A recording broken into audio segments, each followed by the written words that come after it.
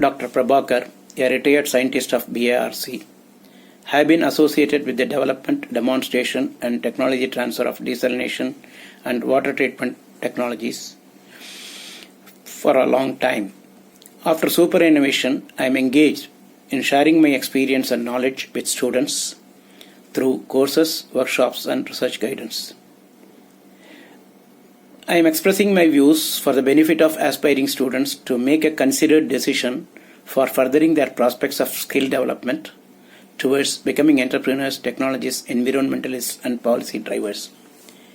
As all of you know, chemical engineering is a unique area of study, as it integrates the knowledge and information of various science, engineering, and economic disciplines. Chemical engineers are the interface between the technology and society, and they have to create a system integrating different engineering services, including mechanical, electrical, electronics, instrumentation, civil, etc., and deliver products which are consumables, utilities, and services for the society.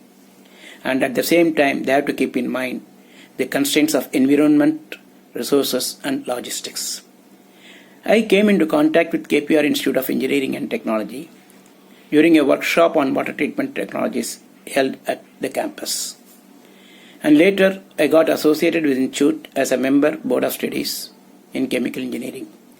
During this period, I have had close interactions with the department, and I could understand from those interactions that the Institute has a set of dedicated professors engaged in preparing professional engineers.